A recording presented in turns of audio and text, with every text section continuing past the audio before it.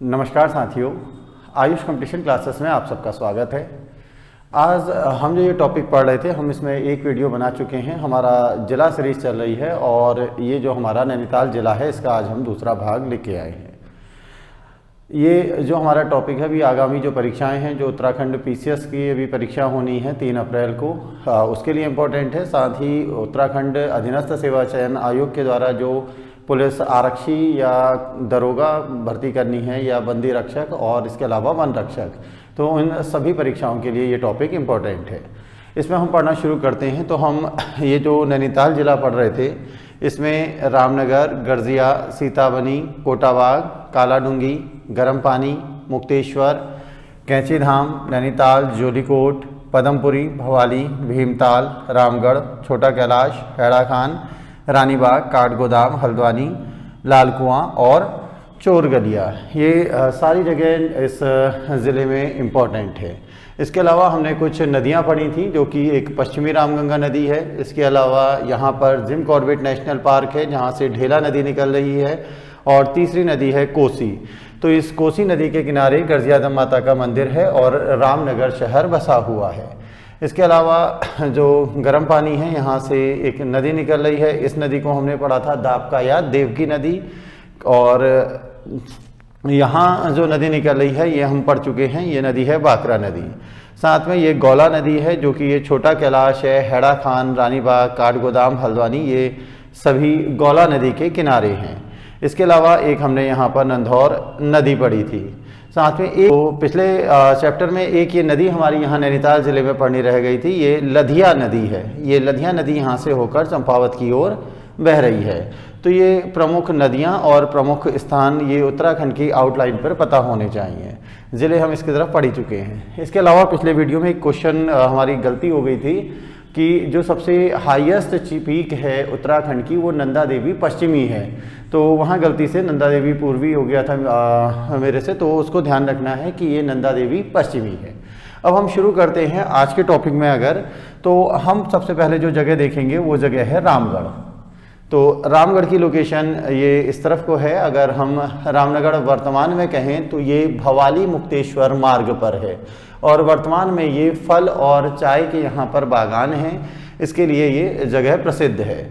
वर्तमान में यहाँ पर एक फल संरक्षण केंद्र भी है। अगर हम इसकी ऐतिहासिकता की बात करें तो यहाँ पर गर्ग ऋषि के द्वारा तपस्या की गई थी, ऐसी मान्यता है, और उन्हीं की गर्ग ऋषि की ही उसमें यहाँ पे एक जगह है गागर, या इसको गर्गांचल भी कहा जाता है। और मंदिर जो यहाँ पर रामगढ़ के पास में ही ये जगह है, 1-2 किलोमीटर दूर, और मंदिर यहाँ पर फेमस है गर्गांचल महादेव का।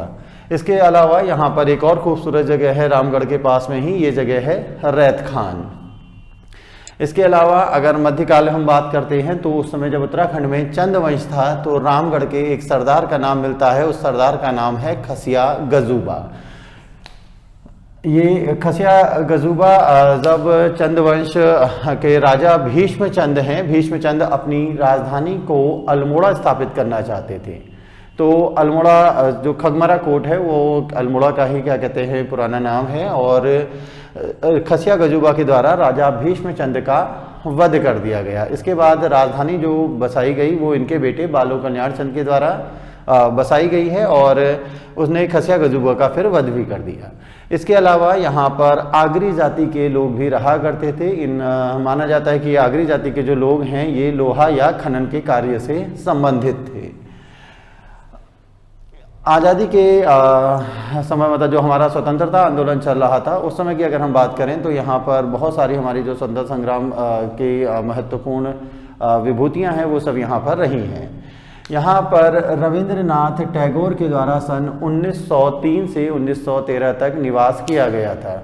उनकी पुत्री हेमंती के स्वास्थ्य लाभ के लिए वो यहाँ पर रहे थे, और जब वो यहाँ पर रहते थे, इनके एक मित्र हैं एलन, तो उनका जो भवन था एलन गार्डन, वहीं पर रविंद्रनाथ टैगोर के द्वारा निवास किया गया।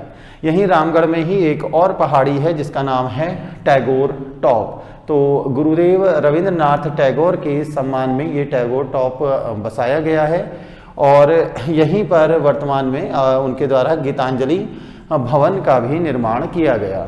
तो जो गुरुदेव रविन्द्रनाथ टैगोर है वो यहाँ पर शांति निकेतन की भी स्थापना करना चाहते थे कि इस स्थान पर, ऐसा मत है इतिहासकारों का, लेकिन जो उनकी पुत्री हैं उनका निधन हो जाने के बाद उनका मन इस स्थान पर नहीं लगा और वो यहाँ से बंगाल में जाकर उन्होंने शांति निकेतन की स्थापना की। इसके अलावा उनका जो महत्वपूर्ण ग्रंथ है गीतांजलि, जिसके लिए उनको साहित्य का नोबेल पुरस्कार भी मिला, उसके भी कुछ अध्याय उन्होंने इस रामगढ़ में लिखे हैं, ऐसा मत है। इसके बाद दूसरी महत्वपूर्ण पर्सनैलिटी जो यहाँ पर रही हैं वो हैं महादेवी वर्मा, और महादेवी वर्मा के सम्मान के द्वारा यहाँ पर मीरा कुटीर का निर्माण करवाया गया। यहाँ पर महादेवी वर्मा सृजन पीठ भी है, जिसको जो महात्मा ये जगह है मीरा कुटीर या महादेवी वर्मा सृजन पीठ, तो इस स्थान को अब कुमाऊं विश्वविद्यालय के द्वारा क्या कहते हैं इसका रखरखाव किया जाता है और 2005 से वो इसका रखरखाव कर रहे हैं। इसके अलावा यहाँ पर निवास करने वाले व्यक्ति हैं पंडित जवाहरलाल नेहरू, आचार्य नरेंद्र देव, जिनके द्वारा अपनी प्रसिद्ध पुस्तक बौद्ध दर्शन को यहाँ पर लिखा गया।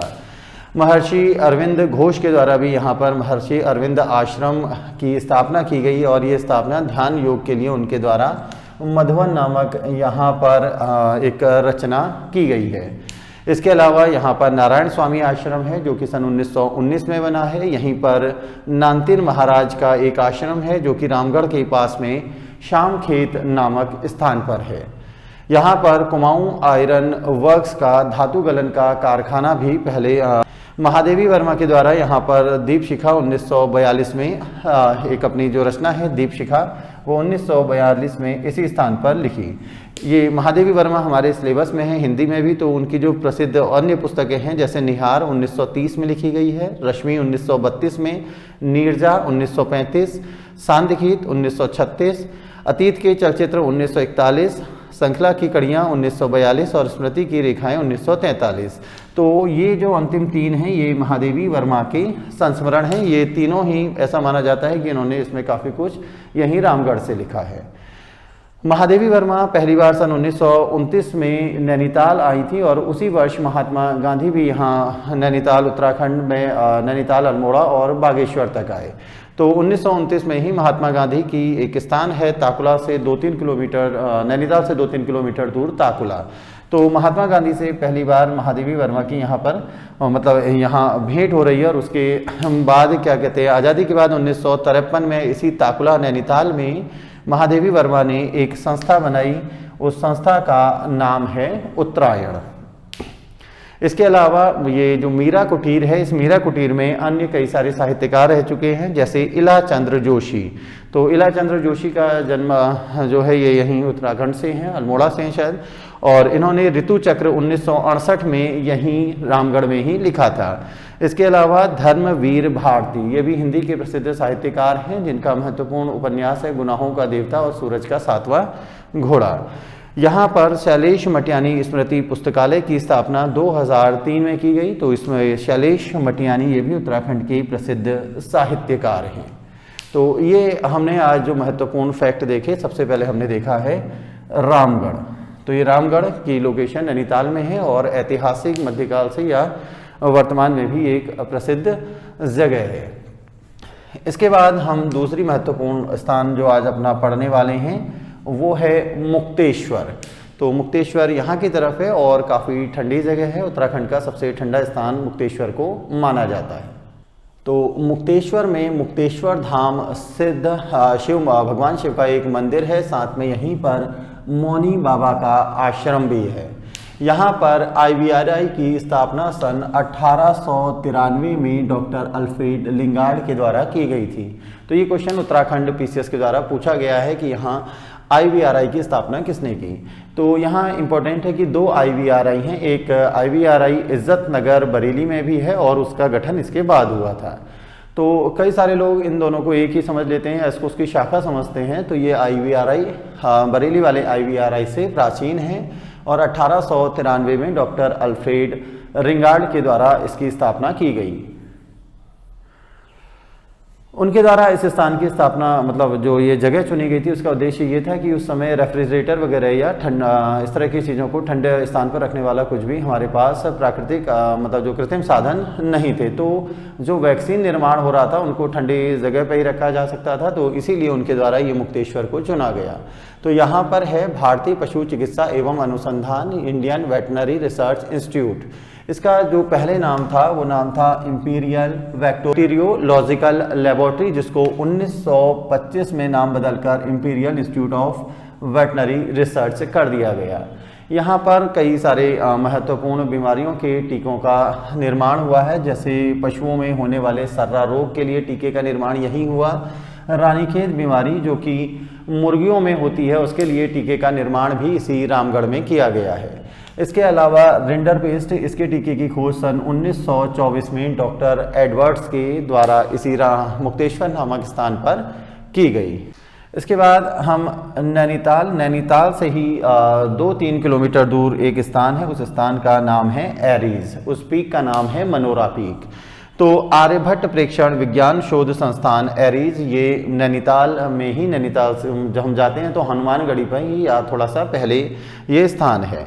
तो आर्यभट्ट प्रेक्षण विज्ञान शोध संस्थान का गठन सन 1924 में बनारस में किया गया था और 1955 में इसे शेर का डांडा पहाड़ी जो कि नैनीताल में है वहाँ पर स्थापित किया गया। 1961 में एरीज को मनोरा पीक पर स्थापित किया गया। यहाँ पर सन 1972 में एक दूरबीन लगी, इस दूरबीन का नाम रखा गया डॉक्टर संपूर्णानंद ऑप्टिकल दूरबीन। ये जो संस्थान है वर्तमान में विज्ञान और प्रौद्योगिकी संस्थान भारत सरकार के द्वारा वित्त पोषित है। यहाँ पर वर्ष 2016 में देवस्थल पर भारत और बेल्जियम के द्वारा स्थापित ऑप्टिकल दूरबीन यहाँ पर स्थापित की गई है और ये ऑप्टिकल दूरबीन एशिया की सबसे बड़ी दूरबीन है। इसके अलावा यहाँ पर एक और दूरबीन है देवस्थल फास्ट ऑप्टिकल दूरबीन। तो ये एक महत्वपूर्ण जगह है जो कि नक्षत्र विज्ञान वगैरह में रिसर्च करती रहती है। इसके बाद अब हम आते हैं कैंची धाम। तो यहाँ पर कैंची धाम में बाबा नीम करौली का आश्रम है। कैंची धाम जब हम भवाली से अल्मोड़ा की ओर आते हैं तो रास्ते में बाबा नीम करौली का प्रसिद्ध आश्रम है। तो इनके अन्य आश्रम नैनीताल में यही आर्यभट्ट जो एरीज है, इसी की मनोरा पीक पर भी इनका क्या कहते हैं एक आश्रम है, हनुमानगढ़ी के नाम से प्रसिद्ध है। और इसी तरह के आश्रम अन्य कई स्थानों पर भी हैं, जैसे ऋषिकेश में भी बाबा नीम करौली का एक आश्रम है। तो यहाँ पर एक छोटी सी नदी बहती है नीम करौली आश्रम में, जो कि उत्तर गंगा नदी के नाम से प्रसिद्ध है। यहाँ पर माना जाता है कि जो प्रतिमा जो हनुमान जी का यहाँ पर प्रसिद्ध मंदिर है और ये मंदिर सन 1964 में बाबा के द्वारा यहाँ पर इस हनुमान मंदिर की स्थापना की गई थी, मूर्ति को यहाँ पर लाया गया था। यहाँ ये जो प्रतिष्ठा है ये 15 जून 1973 को हुई और इसीलिए प्रतिवर्ष 15 जून को यहाँ पर कैंची धाम में एक काफ़ी बड़ा प्रसिद्ध मेला लगता है, जहाँ पर दूर दूर से लोग आते हैं।